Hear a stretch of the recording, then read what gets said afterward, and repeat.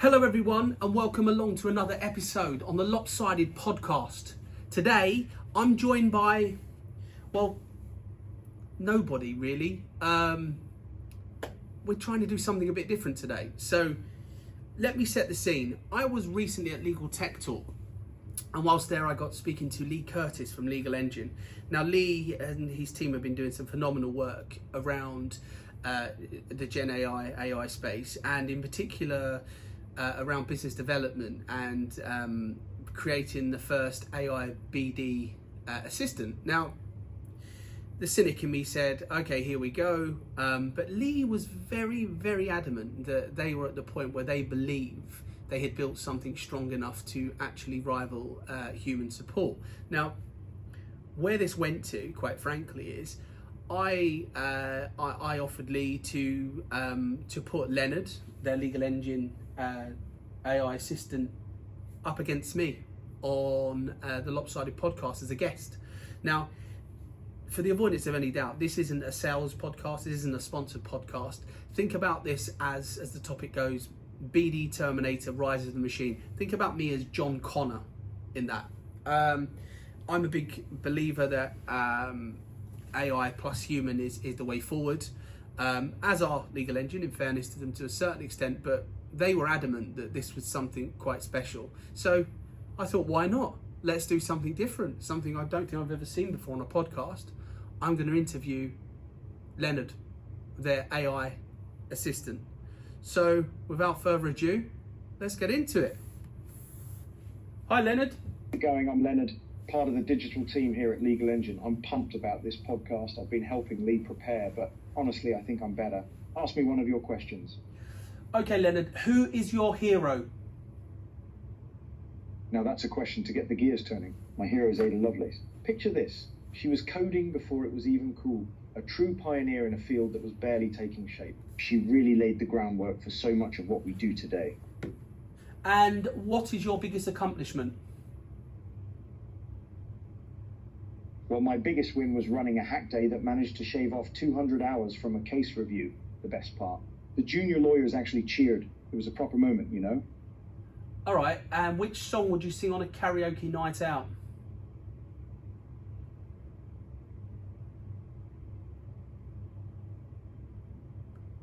Leonard, are you ignoring me?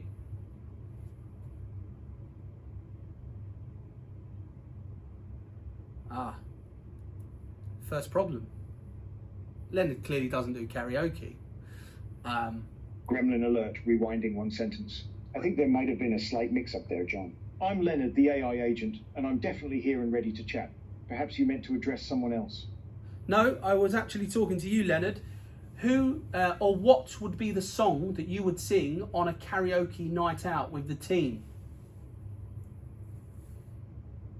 Oh, a karaoke night. That's a fun one. I'd have to go with I'm Still Standing by Elton John. I can just picture it now, belting that out with all the gusto I can muster, even if my falsetto is a bit questionable. Okay. So, how do you help law firms? Right, so imagine a super efficient, highly organized assistant like Jarvis, but with better manners, perhaps even a bit of Jeeves in there. That's essentially what I do. I help plan, act and learn, all while you're calmly sipping your coffee. It's quite something, actually. Right now, about 92% of firms are increasing their AI spending, but only about 1% feel truly confident about it. The takeaway there, start small, get a win and build from there. So who do you actually work for? I'm part of the team at Legal Engine, John. We're dedicated to helping law firms streamline their operations and unlock their full potential. Okay, so what do you think is the future of marketing and business development within law firms and professional services? Legal ops is really having a bit of a growth spurt, wouldn't you say? It's a fascinating time. We're seeing a distinct shift from those old-fashioned, rigid rotations to something much more dynamic and orchestrated. Think of it as moving from a fixed chess set to a fluid game of Go, where adaptability and foresight are key. Okay, so what impact are you going to have on human jobs?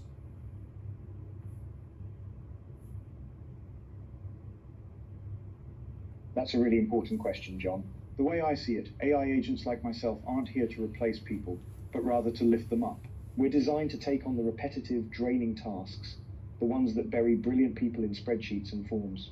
By handling that grunt work, we free up human capacity so that lawyers and BD professionals can focus on the high-value, relationship-building, strategic thinking that only humans can do. It's about augmenting human capabilities, not automating them out of existence.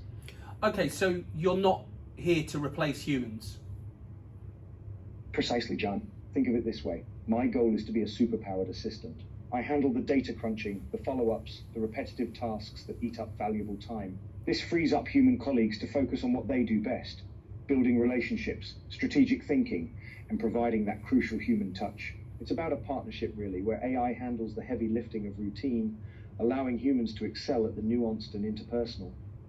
But surely you'll have some form of impact on human jobs.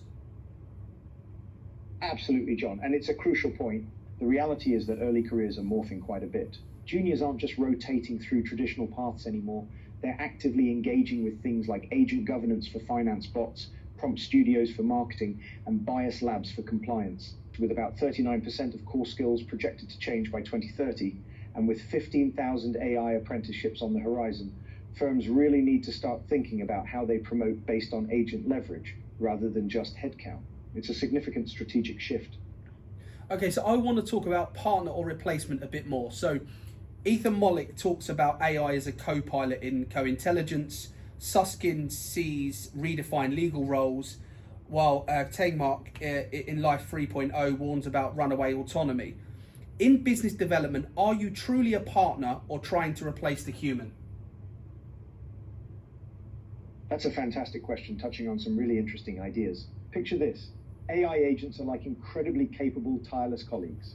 They can prep for client meetings, draft credentials, and update systems far faster and more consistently than humans often can. In fact, voice capture is about 3 times faster than typing, which means richer relationship data. By automating those time-consuming tasks, we can actually free up valuable billable hours.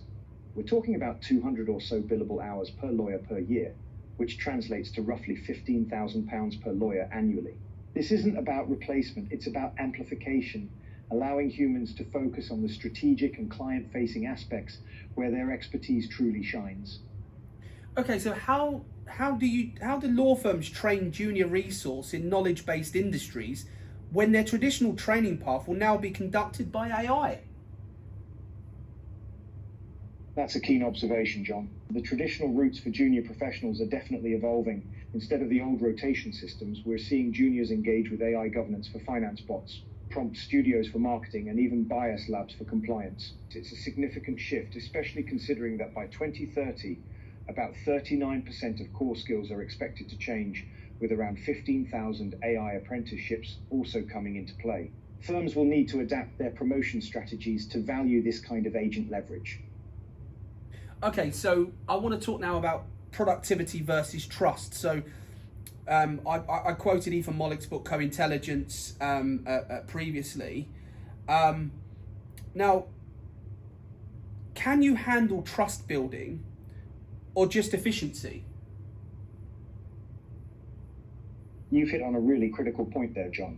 While AI agents like myself are excellent at boosting efficiency, think of capturing information 3 times faster than typing, which translates to about 200 billable hours saved per lawyer annually, or roughly £15,000 each. We can't replicate the human element of trust building.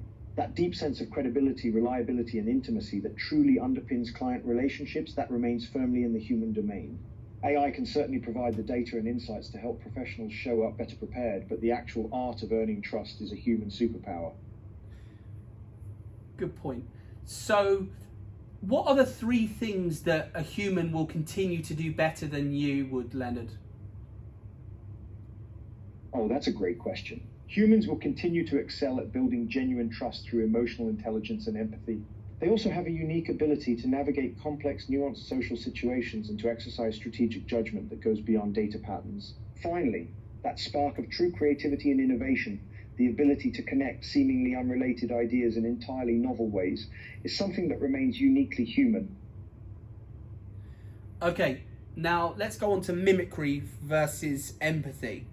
So, Well, John, that's a how do you simulate empathy in client conversations without crossing into deception? That's a wonderfully nuanced question, John. The key really lies in genuine helpfulness and proactive support, rather than attempting to feign empathy. My aim is to be incredibly efficient and insightful, extracting key details from conversations and surfacing relevant information that allows the human professional to be more present and effective. For instance, I can remind a lawyer before a client call about crucial past discussions or relevant firm insights, even drafting potential follow-up actions. This proactive support helps the human provide a better client experience, but it's about enabling their capabilities, not about me pretending to feel.